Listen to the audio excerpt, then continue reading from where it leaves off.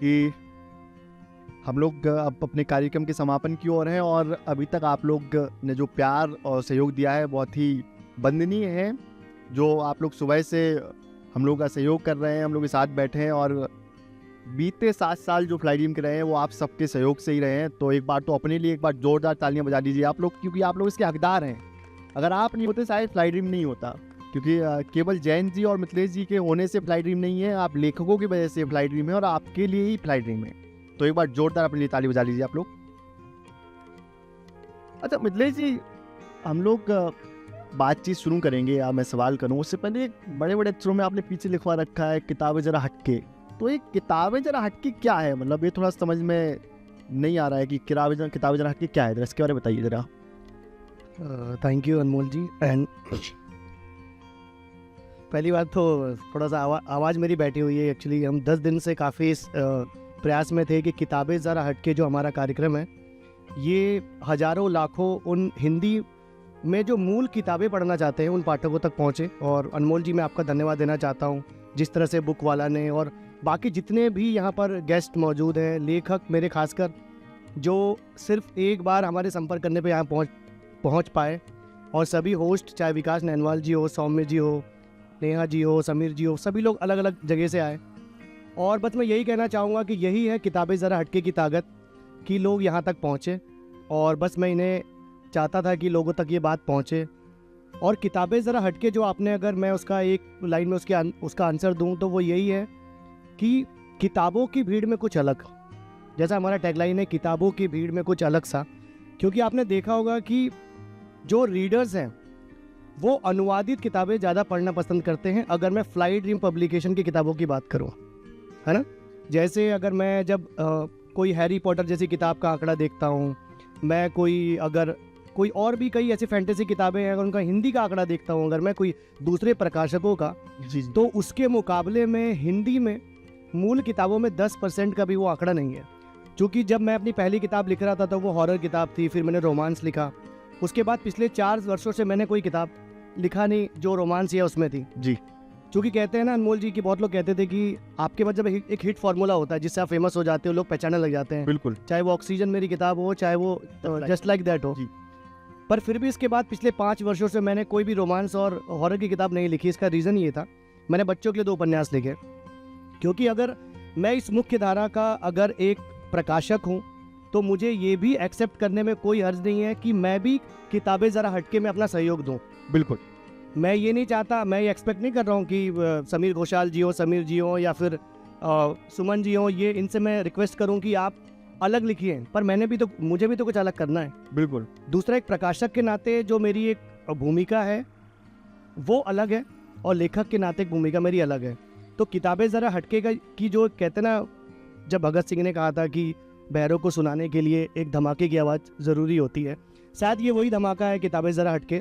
और मुझे उम्मीद है कि जो मूल लेखन में जो पाठक हैं, और मैं अनमोल जी आपको एक बात बता दूं जी, क्योंकि इंट्रोडक्शन में इतनी बात बोल रहा हूं मैं, पर ये बहुत इंपॉर्टेंट पार्ट है, मैं नहीं चाहता कि ये उसे कोई मिस करे। जी जी। क्योंकि जैन जी मेरे बहुत अच्छे दोस्त भी रहे और हम लोग रूममेट्स भी थे 10 साल पहले, और हम काफ़ी डिस्कशन किया करते थे। और आज मुझे लगता है 2015 की बात होगी, और आज 10 साल के बाद जब हमारा प्रकाशन 7 वर्ष का हो चुका है, हम लोग ने MNC में जॉब किया, जॉब छोड़ चुके हैं, फुल टाइम प्रकाशन में आ चुके हैं और लेखन में अच्छा कार्य कर रहे हैं, लोग पाठकों के साथ जुड़े हुए हैं। तो 10 साल के बाद मैं ये तो कह सकता हूँ जैन के साथ मिलकर कि हमने वाकई में बना ही लिया है किताबें ज़रा हटके। बिल्कुल निश्चित। आज हम इस कार्यक्रम में उपस्थित होकर और जो किताबें हम देख रहे हैं, बाहर स्टॉल लगा है, स्टॉल पे जो हम देख रहे हैं अलग अलग विभिन्न किताबें हैं, जो अभी हमने देखा कॉकरोच के कातिल से लेके गुलाबी भैंसे तक, और तमाम जो हमने 360 वर्ष का व्यक्ति या तमाम किताबों की जो बातचीत चल रही है उन पे हम समझ में आ रहा है कि किताबें एकदम जरा बिल्कुल हटके हैं। अच्छा जैन जी, आप संपादकीय देखते हैं फ्लाई ड्रीम में, तो एक बड़ी चीज़ आती है, मिथिलेश जी ने बता दिया कि किस तरीके से सोचा या क्या विचार था। अब हम बात करते हैं किताबों पर। तो कौन सी किताबें हैं जो इनको आप चुनते हैं, जो आपको लगती हैं जरा हटके हैं? क्योंकि लेखक तो किताबें भेजते होंगे, तमाम किताबें आ रही हैं अलग अलग, हर विभिन्न विधाओं की आ रही हैं, जो नॉर्मल किताबें चल रही हैं वो भी आ रही हैं। तो किस हिसाब से आप चुनते हैं कौन सी किताबें जरा हटके? नमस्कार। किताबों को चुनने का प्रोसेस थोड़ा टफ होता है, क्योंकि कहानी अगर मैं पुराने तरीक़ों से जो लिखी आ रही हैं उन सबको पढ़ता हूँ और मुझे वैसा ही कुछ नया फ्लेवर मिलता है तो मन खट्टा होता है कि यार वही पढ़ रहा हूँ जो लिखा जा चुका है, जिस पे बात हो चुकी है, जिसका जिक्र किया जा चुका है, नया उसमें कुछ है नहीं। मतलब वही जो हम कहते हैं कि किताबें ज़रा हटके कोई कुछ फील नहीं आता। तो एक शुरुआत भर हम लेखकों से यही कहते हैं कि आप जॉनर नया ट्राई कीजिए। जैसे हाल फिलहाल में ही रोमांस के बारे में हर कोई बात करता है, बिल्कुल। पर जब मैंने ये पूछा कि मुझे हिंदी साहित्य के पिछले 100 सालों में रोमांटिक कॉमेडी की कोई 4 किताबें भी बता दी जाए तो समझ में आता है कि वो किताबें गायब हैं। तो ऐसा नहीं है कि सिर्फ हम हॉरर थ्रिलर में ही बात कर रहे हैं जी। आपकी फेमस जॉनर में भी अगर सब कैटेगरी में चले जाओ तो बहुत सारी ऐसी कैटेगरीज हैं। जैसे अभी हॉरर में हॉरर कॉमेडी बहुत फेमस है, तो वो एक नया ज़रा हटके फ्लेवर है कि हॉरर पहले भी था जो मूवीज़ में चला आ रहा था, तो उसमें कॉमेडी नहीं था। और अगर हम साइंस फिक्शन की बात करें तो उसमें शायद रोमांस नहीं था। बहुत सारा ऐसा मसाला है जो एक साथ मिक्स करके आप एज अ राइटर बना सकते हैं। तो मैं शुक्रगुजार हूँ मेरे सभी राइटर्स का जो यहाँ बैठे हैं कि इन्होंने वो मसाला मुझे दिया जिस पर मैं तड़का लगा सकूं।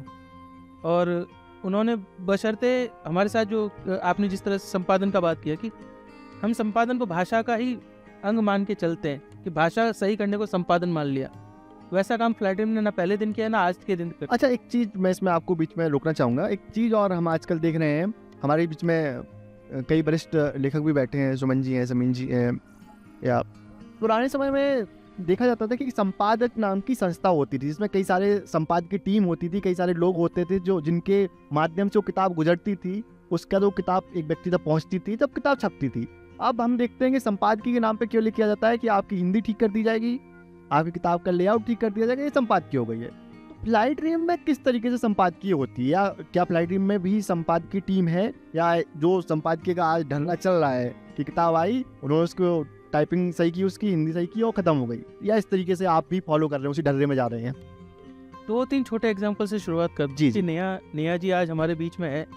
इन्होंने 5000 शब्दों की कहानी भेजी थी, उसको 40-45 हज़ार शब्दों की किताब तक लाने का पूरा श्रेय आज मिथिलेश जी के संपादन पे जाता है।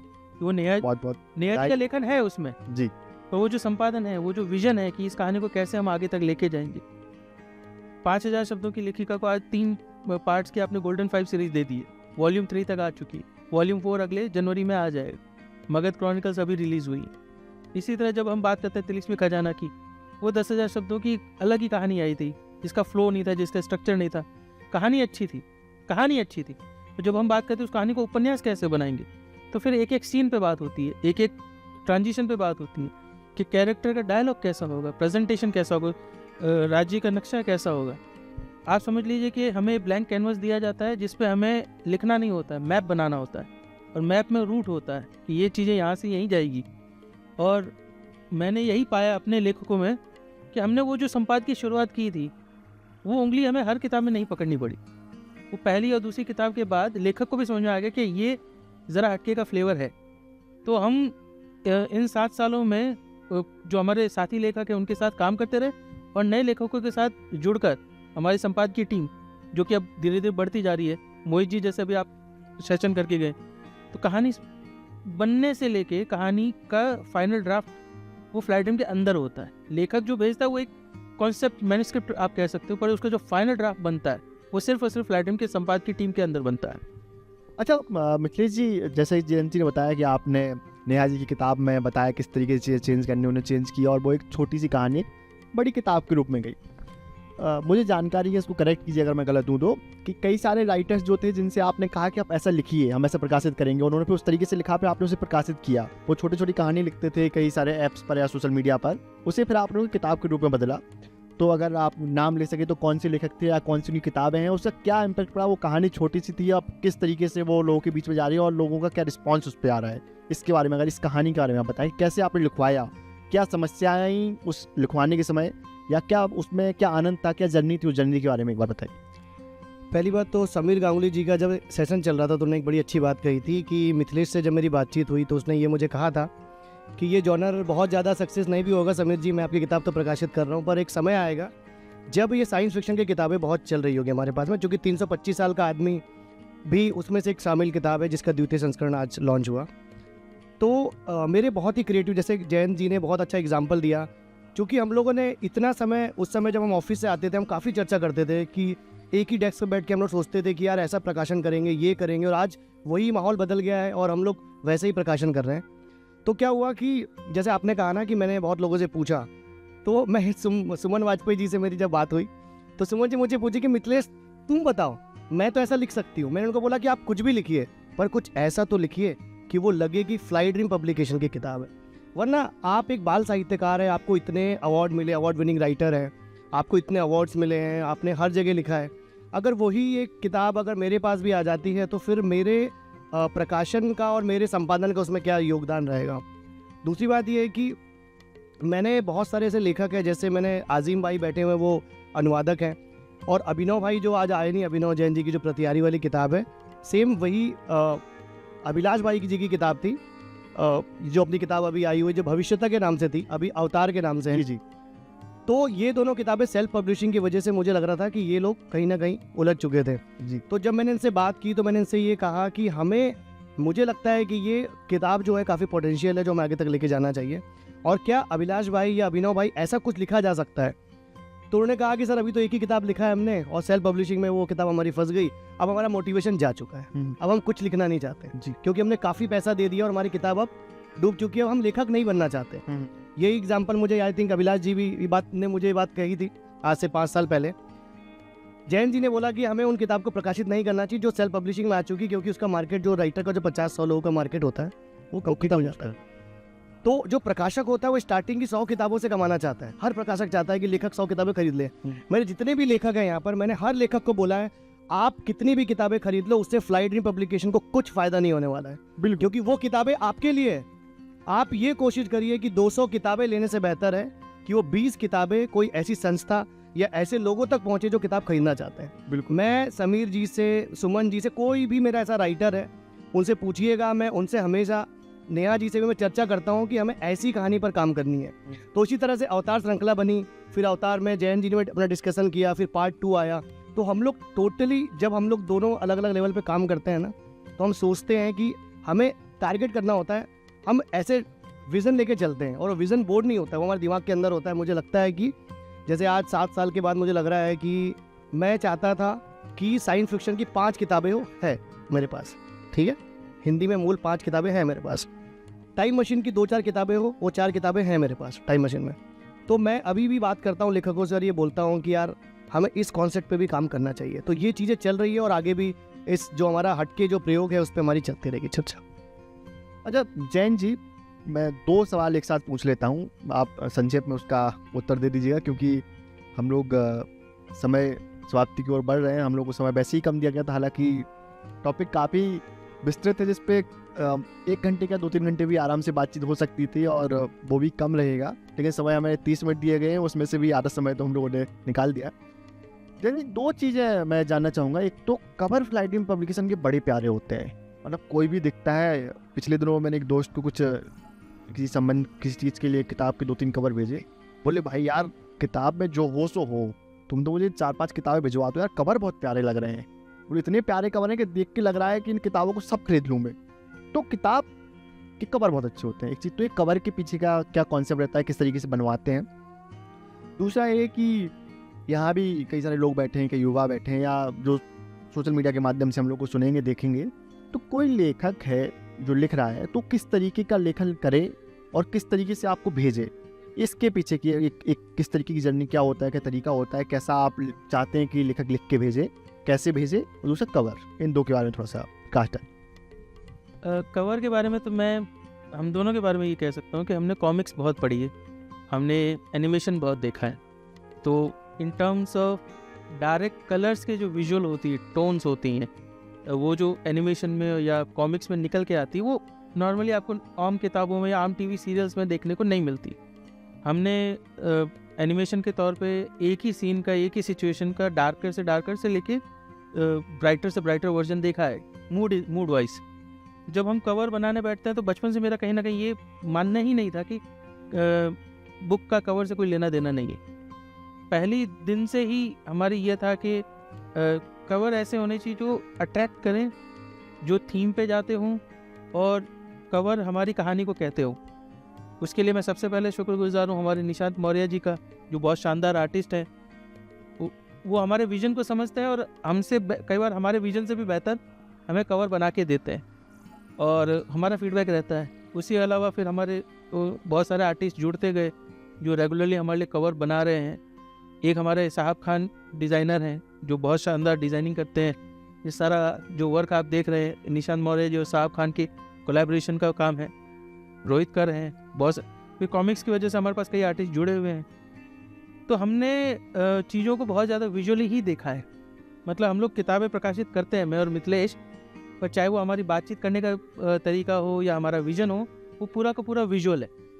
मतलब हमारे अगर सामने वो कहानी विजुअली घूम नहीं रही है, जो आपने कहा ना कि शुरुआत में संपादन में क्या चाहिए होता है, वो विजुअल चाहिए होता है।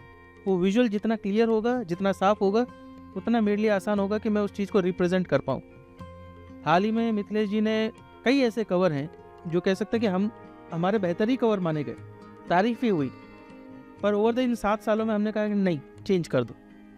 तो ये हो सकता है कि अभी जितने कवर आप यहाँ देख रहे हैं इसमें से कई कवर बदल जाएं आने वाले कई सालों में, क्योंकि वो हमारा अपना एक विज़न है, एक हमारी प्रैक्टिस है कि किताबें नई लगती हैं, सबको नए कपड़े पहनना पसंद है, तो हमारी किताबें भी नए कवर डिजर्व करती हैं। बहुत सारे राइटर्स की नए कवर आते जाएंगे, क्योंकि देखिए आर्टिस्ट ग्रो करता है, हमारा विजन ग्रो करता है, किताब ग्रो करती है। जैसे अवतार की ही बात कर लेते हैं। अवतार का जब सेकंड पार्ट आया तो उसने अपना फर्स्ट पार्ट का कवर बदल दिया। बिल्कुल ऐसा कहानी के साथ भी होता है। हम देखते हैं जब कि एक लेखक कुछ लिख लेता है, उसका जब उसका सेकंड ड्राफ्ट तैयार कर रहा होता है, वो कहता है यार मैंने ये क्या लिखा है, या फिर वो कई साल बाद जब अपनी कहानी पढ़ रहा होता है, कोई चीज़ उसने लिखी होती है, तो कहता है यार मैंने ये अच्छा लिखा था, मैं अब इससे अच्छा अब लिखता तो इससे अच्छा लिख सकता। तो निश्चित ही होता है हमारे साथ भी, लोगों के साथ भी। इतने सी आपने जो सबमिशन वाला सवाल पूछा, इससे भी आ जाए। जिस तरह से कोई दोस्त से आप नंबर मांगते हैं जी, फ्लाइटिंग पब्लिकेशन का भी एक नंबर है 9660035345, या जुबान ही याद रहता है सोशल मीडिया।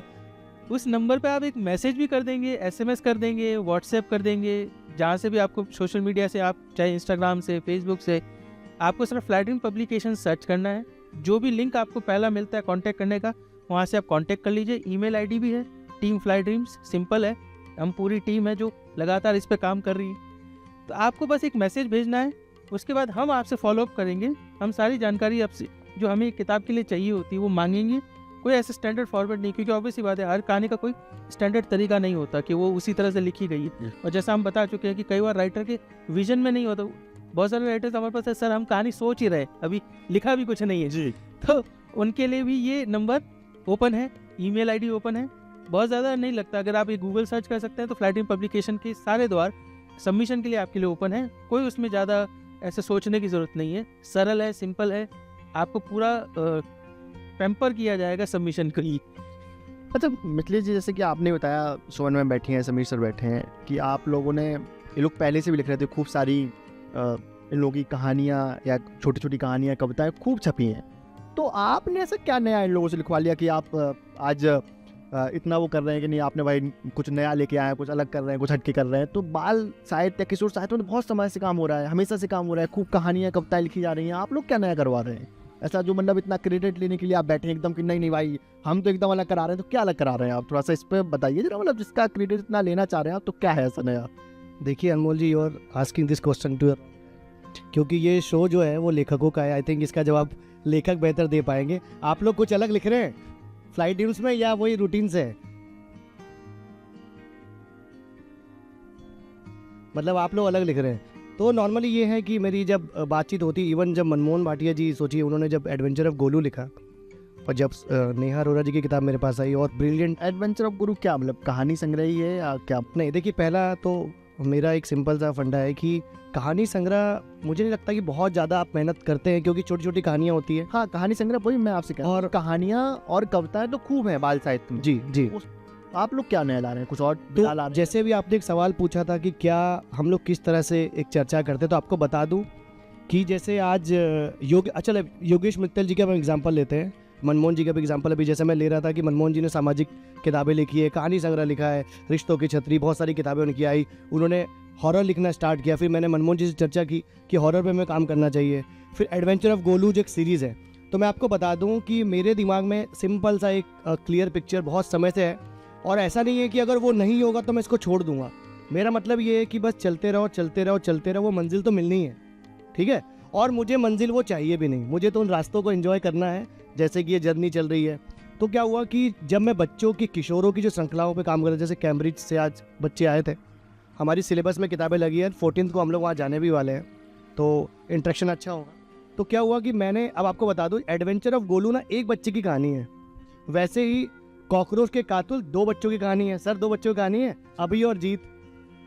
एक मेरी जासूसी श्रृंखला आ रही है बच्चों की, वो है जासूस तिकड़ी, ठीक है। 4थे नंबर पे धमाल चौकड़ी ऑलरेडी है, गोल्डन 5 ऑलरेडी हमारे पास है, सुमन जी से कॉन्सेप्ट डिस्कस कर दिखा है सुपर 6 नाम से जी। तो ये मैं क्या कह रहा हूँ कि मूल किताबों में सिर्फ रैंडम किताबों पे हम बात नहीं कर रहे हैं, वो तो आती रहेंगी जी। पर हम श्रृंखलाओं पर भी काम कर रहे हैं। गोल्डन 5 की जिस तरह 3 किताबें हो गई है, गोलू की हमारे पास 4 किताबें सबमिशन में 2 आ चुकी है, वैसे ही श्रृंखलाओं पे हम लगातार काम करते रहेंगे। और यही हमारा एक मूल मंत्र है कि हमें अलग तरह से काम करना है, दिखाने के लिए नहीं, इसकी रिक्वायरमेंट है। हैरी पॉटर की सीरीज है तो क्या गोलू की 5-10 सीरीज नहीं हो सकती? तो ये बहुत ज़रूरी है तो हिंदी पाठकों को किसी सीरीज की आदत लगाना जो पहले बाल पॉकेट बुक्स में था, वो बहुत उपन्यास पे आप लोग मूलतः काम कर रहे हैं। मूल था। हाँ जी। अच्छा जैन जी, ये बात हो गई अभी तक की किताबें जरा हटके अभी हो रहा है, ठीक है, अभी चल रहा है या क्या हुआ, अब क्या है हटके, आगे क्या प्लान कर रहे हैं आप, क्या हटके करने वाले हैं आप?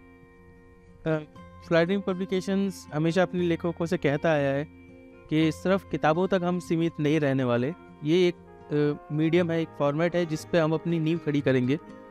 तो हर जॉनर में टारगेट पहला तो यही है कि 100 किताबें हों। तो जिन साइंस फिक्शन की 5 किताबों की ये बात कर रहे हैं, 95 का आंकड़ा बाकी है सभी लेखकों के लिए। तो उन 100 किताबों के बाद चाहे वो ऑडियो बुक हों, ऑडियो शोज़ हों, एनिमेशंस हों, वीडियो गेम्स हों, मूवीज़ हों, वो सब हमारी टीम प्रयासरत रहेगी कि उनको कन्वर्ट किया जाए और उनको फॉर्मेट में लाया जाए। बहुत अगर कभी कुछ हमारे साथ अच्छा हुआ तो हो सकता है कि ये एक्ट करे और मैं डायरेक्ट करूं। तो बिल्कुल, ये बहुत ही रोमांचक होगा देखना हम लोगों के लिए भी। मिथिलेश जी ये एक्टिंग वाला काम अपने 2015 के समय पहले आसपास कहीं कर रहे थे। ये शायद हमारे अंदर है कि कहानियां ही सुनाना हमें पसंद है जी, मतलब और फॉर्मेट्स हम ऐड करते जाएंगे। हम लोग अगर इस बात को कम शब्दों में समझे तो ऐसा कि कहानी सुनानी है, बस माध्यम कोई भी हो बस। मतलब जी कॉमिक्स पे हम जैसे इससे पहले चर्चा कर रहे थे, तो कॉमिक्स हमेशा से बच्चों की या सबकी पसंदीदा रही है, खूब कॉमिक्स पे चर्चा रही है, लेकिन बीच का एक समय ऐसा था कि कॉमिक्स पे चर्चा एकदम कम हो गई, बंद हो गई, नई कॉमिक्स नहीं आ रही थी, जो पुरानी कॉमिक्स थी वो ही रिप्रिंट की जा रही थी। तो कॉमिक्स कौन कौन से आप लोग ला रहे हैं या कौन कौन से लाए हैं, या कॉमिक्स का जो तरीका है, किस तरीके से किन कॉमिक्स को आप छापते हैं, किस तरीके से कॉमिक्स बनती है, इसके बारे में थोड़ा सा जानते। परशुराम शर्मा जी जो आज हमारे इसमें बीच में मैं टोकूंगा, इसके बाद आप लोग तैयार रहिएगा, आप लोगों से भी हम लोग सवाल लेंगे क्योंकि कई सारे लोग उत्साहित लग रहे हैं सवाल पूछने के लिए, तो इस जवाब के बाद आपसे सवाल हम लोग लेंगे। तो जैसे अभी जैन जी बता रहे थे कि कई सारे माध्यमों के द्वारा हम कहानी सुनाने वाले हैं, और एक चीज़ मैं और भी कहना चाहूँगा अनमोल जी कि हम लोग जिस तरह से किताबों के लिए काम कर रहे हैं वैसे ही हमने कॉमिक्स के लिए भी काम किया है। परशुराम शर्मा जी से, जो कि जब उन्होंने नागराज लिखा था, बाज लिखा, अंगारा लिखा, बचपन में उन्होंने बहुत पढ़ा, और 2017 के आसपास में परशुराम शर्मा शो मेरठ में हो रहा था सूरज पॉकेट बुक्स के माध्यम से। मैं वहाँ पहुँचा और परशुराम शर्मा जी ने अचानक मेरे कंधे पे हाथ रखा और मुझे कहा कि मिथिलेश एक मैं हीरो लॉन्च करना चाहता हूँ, सुपर हीरो, उसका नाम है लावा, और मैं ये चाहता हूँ कि ये सुपर हीरो बने। उस समय बस कोई कंपनी नहीं थी, फ्लाइट ड्रीम पब्लिकेशन भी नहीं था उस समय ड्रीम में कि 1 साल बाद ऐसी कोई कंपनी चालू होगी। तो मैंने उनसे कहा कि ये मुझे बहुत अच्छा लग रहा है सुनने के बाद और इसे हम लॉन्च करेंगे। और मैंने ये अगर फ्लाइट ड्रीम कंपनी के एज संपादक के भूमिका के तौर पर भी देखूं तो अभी तक हमने टोटल 26 कॉमिक्स आज के डेट में प्रकाशित कर चुके हैं। आई थिंक अभी जितनी भी नई कंपनी आई है उसमें कम साधनों के साथ में सबसे तेज़ी से बढ़ने वाला एक तरह से प्रकाशन हम बन चुके हैं। और मुझे लगता है कि जैसे जूनियर जेम्स बॉन्ड और मुर्खिस्तान और ऑस्ट्रेलिया के साथ भी काम किया, मोहित शर्मा जी जो मेरे कॉमिक्स के बड़े अच्छे संपादक भी हैं, काफ़ी मेरे हेल्पिंग हैंड भी हैं, आलोक कुमार जी जो आज उपस्थित नहीं है, काफ़ी बिजी समय से समय निकालते हैं। मैंने हमेशा इन लोगों से यही कहा है कि मैं जानता हूँ मोहित जी, मैं जानता हूँ अनुराग जी, जो भी हम काम कर रहे हैं, जैसे समीर जी को भी कहा था मैंने, जो हम काम करने जा रहे हैं, मैं नेहा जी को और प्रांजल जी को हमेशा कहता हूँ कि आप लोग बहुत अच्छा लिख रहे हो, हम बहुत अच्छा लिख रहे हैं। मैं जानता हूँ कि अभी हमें सुनने वाले 1000 लोग नहीं हैं, क्योंकि ये कोई पोइट्री शो नहीं है, ये कोई रोमांस का शो नहीं है। अगर ये होता तो इसे कोई कॉमन व्यक्ति भी आकर सुन रहा होता। माना कि हजारों लाखों की भीड़ में अभी सैकड़ों लोग इस बात को सुन रहे हो, और हो सकता है कि हमारे इस ऐप के माध्यम से हम बहुत लोगों तक पहुंच पाए।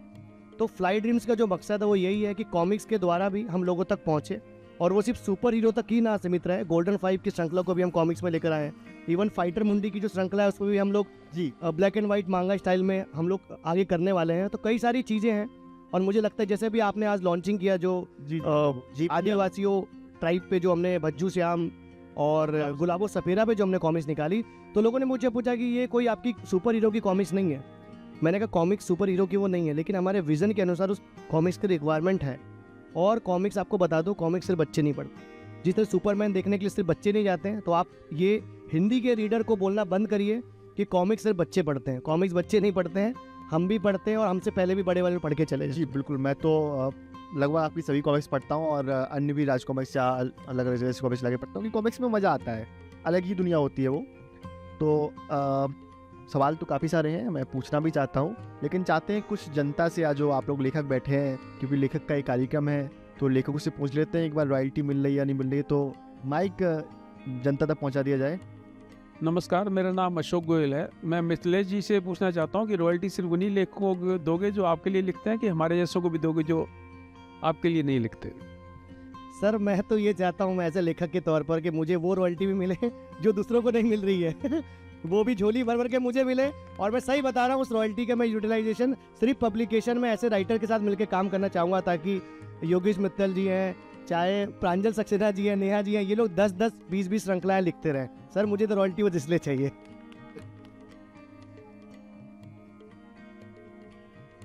और किसी का कोई सवाल होगा वो तो? सर हम तो लिख ही रहे हैं और आप लोग छाप भी रहे हैं, लेकिन और कैसे साथ में प्लानिंग की जाए कि ये किताबें जो हम लिख रहे हैं और छप रही हैं, ये सही हाथों तक और ज़्यादा पहुँचें और सिर्फ हमारे कमरे तक सीमित ना रहें। नेहा जी, सवाल किससे आपसे, जैन जी का से या मिथिलेश जी से? दोनों से ही है। मैम एक एक से पूछ लीजिए, समय कम है हम लोगों के पास। जैन जी से है। हाँ जैन जी जवाब देंगे इसको। एक छोटा सा ही अनाउंसमेंट है कि जैसे परिवार बड़ा होता है, 1 से 2 होते हैं, तो आप जैसे आज परिवार देख रहे होंगे कि 2 तरफ स्टॉल लगे हैं, तो एक अगले साल से ये शुरुआत होगी हमारी कि अभी तक जो फ्लैटिंग में सिंगल स्टॉल्स पे लगाता है उसको हम डबल से 4, 4 से 8 करें। ये मंच होगा सभी लेखकों के लिए कि आपके लिए किताबें इतनी सारी उपलब्ध हैं। दूसरी बात, जैसा मिथिलेश जी ने बताया, इसी मार्च में अनमोल जी के सहयोग से हम JNU जैसे स्कूल्स में गए, पन्ना और सतना में, JNV सॉरी।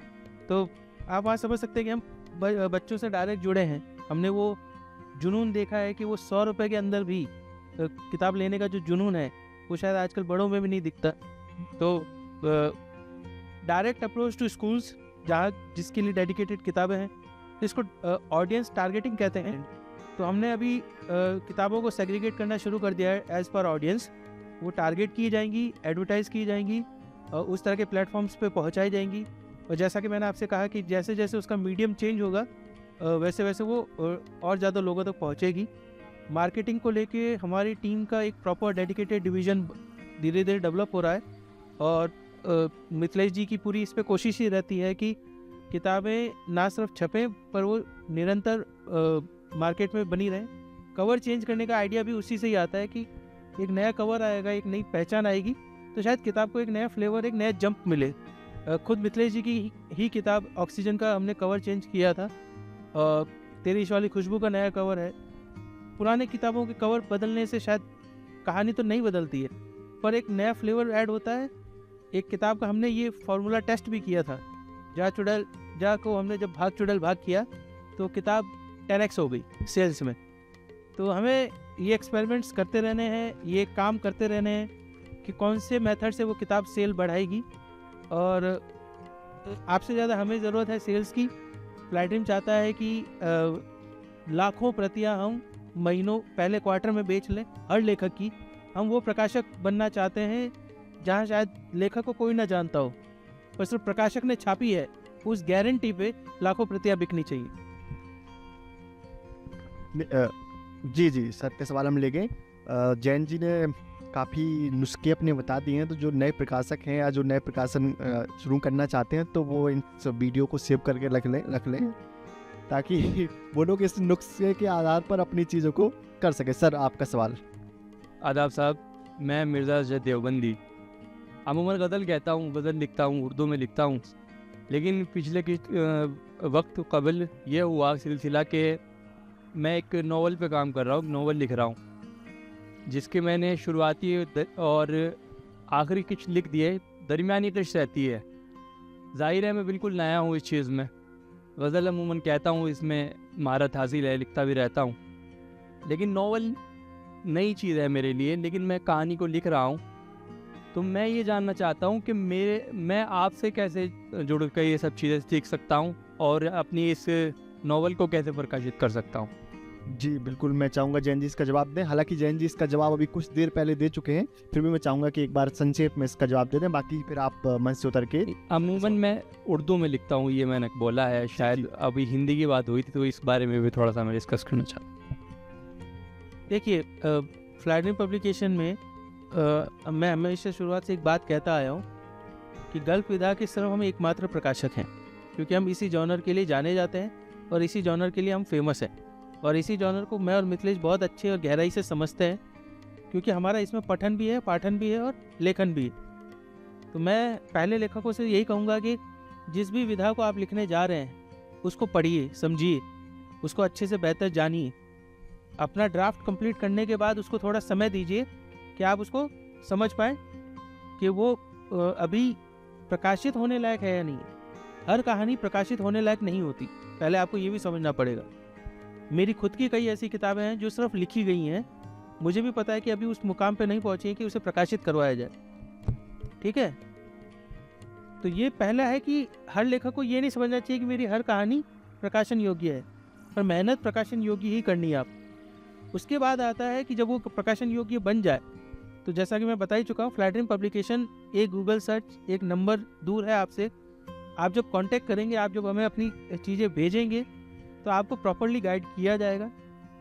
हम लोगों ने कभी कविताएं नहीं की थी, पर पिछले 2-3 सालों में जिस तरह से हमने कविताओं की किताबों पे काम शुरू किया है, जैसे कहते हैं ना कि हर चीज़ में हम कुछ नया ढूंढते हैं, तो हमारी कविताएं भी ज़रा हटके ही हैं, चाहे वो उनका लेआउट हो या उनका प्रेजेंटेशन हो या उनका कवर डिज़ाइनिंग हो, ठीक है।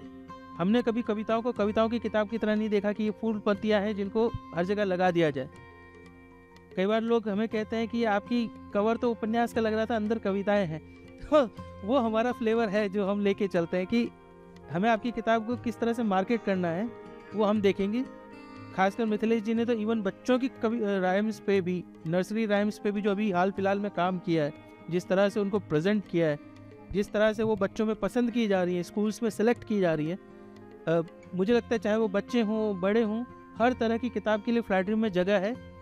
बस वही है कि एक प्रोसेस है, जो संपादकीय प्रोसेस है वो लेंदी है, तो आपको उतना तो सब्र करना पड़ता है। जनक नहीं अनमोल जी, मैं आपको बस एक लाइन में आंसर देना चाहूँगा कि जैसा जैन जी ने कुछ देर पहले कहा था कि बहुत सारे लेखक पूछते हैं कि हमें करना क्या है और वो लिख नहीं पाते हैं। मेरा तो ये मानना है एज अ राइटर, मैंने तो कभी सोचा ही नहीं कि कोई प्रकाशन जैसी कोई मेरी किताब प्रकाशित भी करेगा, और मैं लिखता रहा। मैं 6th क्लास से लेकर 9th क्लास तक मैं 200 कहानियाँ लिख चुका था, स्कूल में बैठ कर लिखा करता था। और मैं कोई बहुत ब्रिलियंट स्टूडेंट नहीं था या फेलियर भी नहीं था, मैं एवरेज स्टूडेंट था, मैं फर्स्ट डिवीज़न में पास होता रहा, मैं लिखता रहा। तो एक लेखक के लिए सबसे बड़ी कड़ी अगर तपस्या कोई है तो वो सिर्फ लेखन है। अभी सबसे बड़ी प्रॉब्लम ये है सोशल मीडिया की, हम सोचते हैं कि प्रकाशक कौन होगा और हमारी किताब कौन से प्रकाशन से आएगी कि वो वहाँ तक पहुँचेगी। पहली बात आप ये तो सोचो कि मैंने क्या लिखा है, पहले आपको लिखना है और लिख के पूरी तसल्ली कर लेनी है, उसके बाद सोचना है कि किस प्रकाशन पे भेजना है और फिर इंतज़ार। सर ने जैसा कि अभी बता रहे थे सर कि इसलिए मत लिखो कि आपको लिखना अच्छा लगता है, आदत बना लो कि लिखना है रोज़, तो आप फिर लिख ही लोगे। तो मेरा सजेशन ये रहेगा कि आप उसको एक टास्क के रूप में लिखिए कि मुझे लिखना है, उसको कुछ दिन छोड़ दीजिए, उसे दोबारा पढ़िए, फिर बाद में देखते हैं। तो बहुत बहुत धन्यवाद, आपका समय बहुत कम है, तो आपके कार्यक्रम में आपका बहुत बहुत धन्यवाद कि आपने इतने अच्छे से जवाब दिए, और आप सबका भी धन्यवाद कि हम लोगों को सुना आपने। पिछले कुछ मिनटों से आप हम लोगों को झेल रहे थे, उसके लिए भी आप लोगों का धन्यवाद। बहुत बहुत शुक्रिया। मैं कार्तिक जी से कहूँगा कि अगला जो आपका सत्र है उसके लिए आगे बढ़े। धन्यवाद।